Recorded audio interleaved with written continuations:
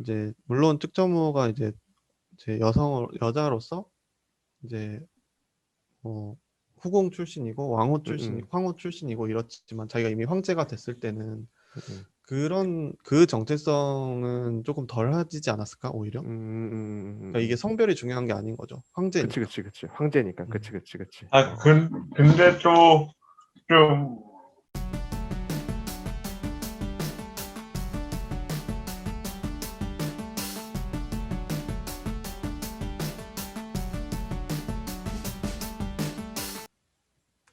네, 제가 준비한 한 줌의 사료는요. 일단 조금 길어 보일 수 있는데 네, 이거는 어떤 사료냐면 여러분들께서 잘 아시겠지만 측천무후라는 사람 아시죠? 근데 측천무후가 황제가 됐다는 사실도 아마 여러분들 잘 아실 텐데 이게 바로 그 측천무후가 황제가 되는 그 기사예요. 그래서 음, 측천무후가 황제가 되면서 자기는 이씨가 아니잖아요. 당나라 왕인 이씨가 아니니까 당을 없애고 주로 고쳐버려요. 국호를. 그래서 이제 이 주를 후대 이 역사학자들이 뭐 옛날에 있었던 동주, 서주 이런 것들하고 구분하기 위해서 무주라고 부르는데 무주의 건국이라고 할까요? 어쨌든 그 기사입니다. 그래서 여기 보면 뭐 쭉 이렇게 전체적으로 다 봤을 때 나라를 새로 세울 때 하는 일들에 대해서 쭉 이야기가 나와 있고요. 그래서 이제 직천무후가 자기가 이제 왕후였다가 이제 신성 황제가 됩니다. 이제 최초이자 마지막 여성 황제가 되는 거죠. 중국 역사에서. 그래서 이제 황제가 되고 원래 있었던 황제, 그러니까 당 예종인데 이 황제를 끌어내려서 황사, 이제 자기 다음을 이을 사람 뭐 이런 식으로 바꾼 거예요. 그러니까 말하자면 원래 황제였던 자기 아들인가 손자인가 하여튼 자기 자식을 이제 이을 사람으로 바꾸고 이제 무씨의 칠묘를 세웠다. 이제 완전히 이제 무씨의 나라를 만드는 거죠. 이제 측천무후가 자기 무씨의 나라를 만들면서 이제 무주라는 이 나라가 세워지게 되는데 이거를 가리켜서 이제 무주혁명이라고 이야기를 하거든요. 그래서 이제 혁명이라는 말을 이제 후대에 되게 많이 쓴다고 생각하지만 이때도 이제 이때를 가리켜서도 혁명이란 말을 쓰는데 실제로 여기에 혁당명이라고 이렇게 글자가 나와요. 그래서 이게 당의 천명을 바꾸어서 뭐 주로 삼았다 이렇게 해서 이걸 이제 풀어서 후일에는 무주혁명이라고 표현을 하는 거고 사실 이 기사를 가지고 오게 된 가장 큰 원인은 여기 보시면 구당서에 측천황후 본기가 있거든요. 그래서 저는 이 부분이 제일 흥미로웠어요. 사실 우리가 일반적으로 알기로는 뭐 사기에 여후 본기가 있는 건 알고 있지만 측천모 본기가 있는 건 잘 모르니까 이게 사실 본기에 넣는다라는 거는 이 사람이 실제로 그때 당시에 어떤 왕이든 황제든 그걸로 통치하고 있었다. 가장 큰 통치력을 가지고 있었다라는 걸 증명하는 거니까. 그래서 저는 이 측정모 본기가 있는 거를 처음 알고 아 이거를 참 신기하다라고 생각해서 가져와 봤습니다. 네.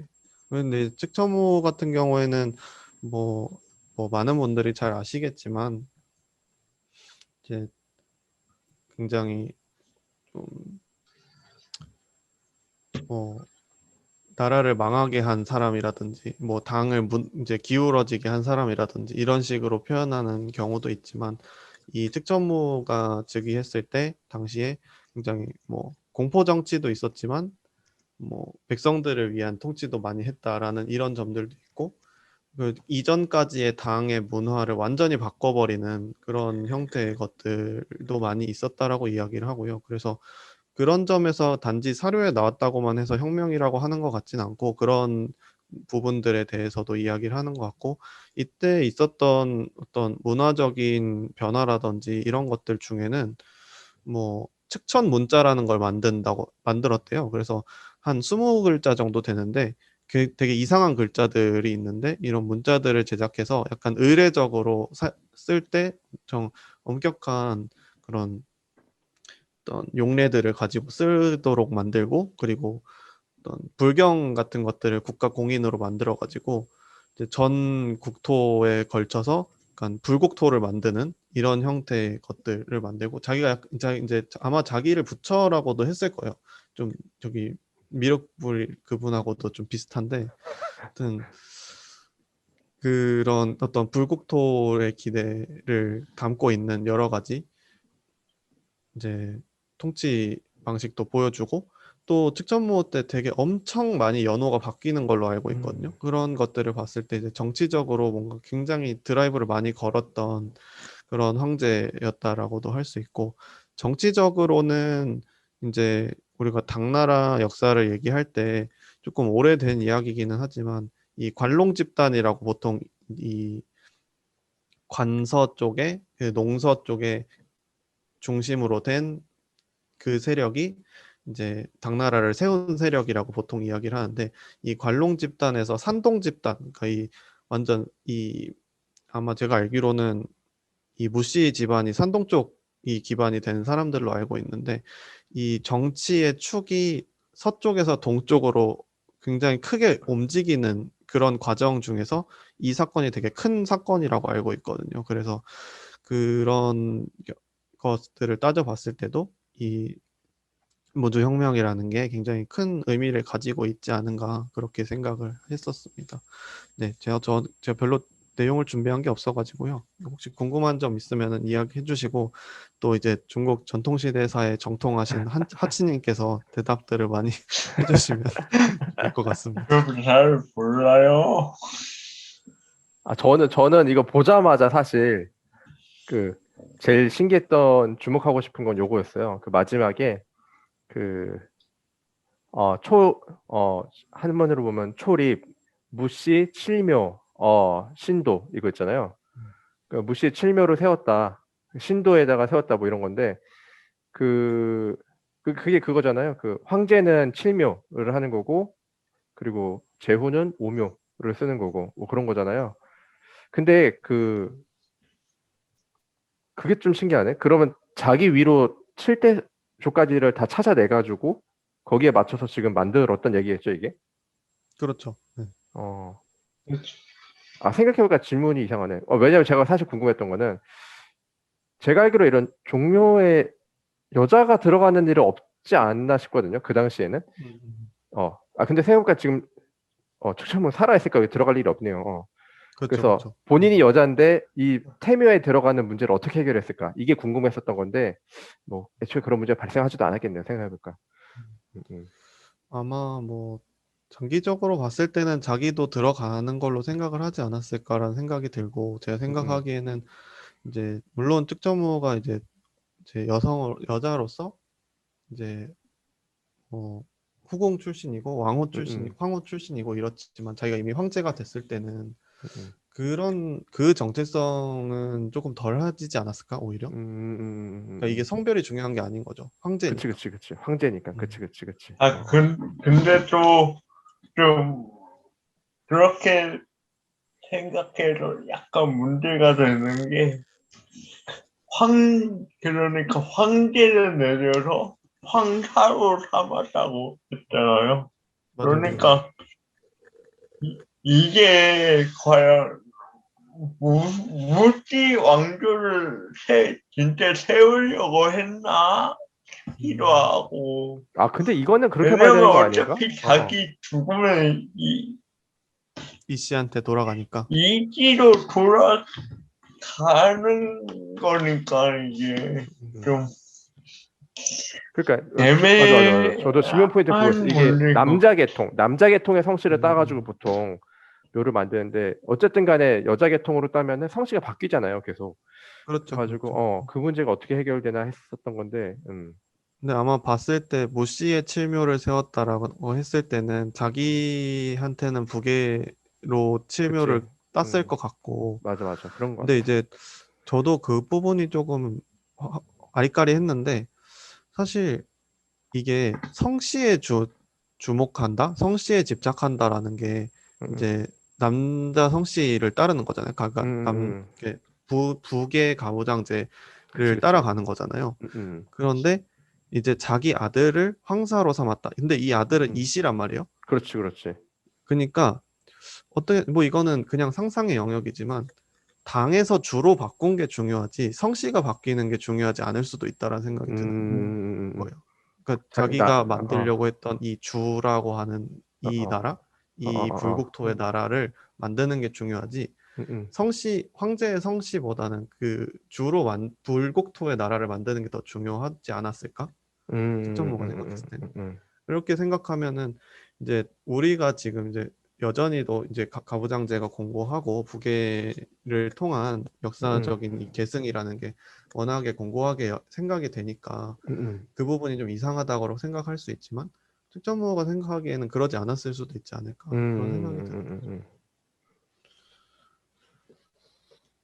물론 이 무주혁명이 금방 끝장 나버리지만 그치. 네.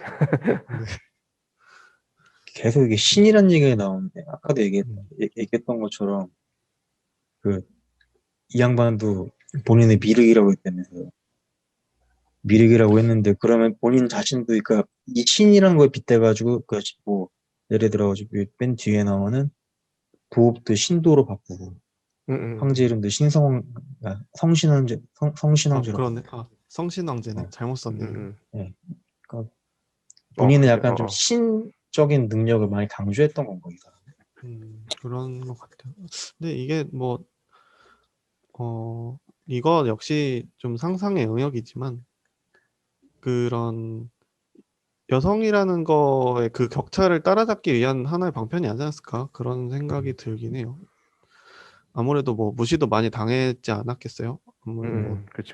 그래서 실제로 이게 690년이거든요. 이 기사 자체가. 근데 690년인데 실제로 이 측천모가 황제로 오르기까지 준비한 기간이 한 8년 정도 돼요. 그러니까 당고종, 자기 이제 남편이었던 당고종이 죽은 게 683년인데 683년부터 이제 자기가 황제가 되기 위한 준비를 착착 해온 거죠. 그 이제 준비 기간 동안에 아까 이야기했었던 좀 이렇게 일단 자기 아들 황제로 먼저 만들고 그 다음에 뭐 이렇게 백성들이 투서할 수 있는 약간 요즘으로 치면 국민청원처럼 이런 투서할 수 있는 그런 함을 만들어서 약간 현재의 어떤 체제를 뒤흔들기 위한 이런 시스템을 만들고 그 다음에 약간 홍리라고 그러나? 홍리라고 하는 사람들 이제 좀 약간 이런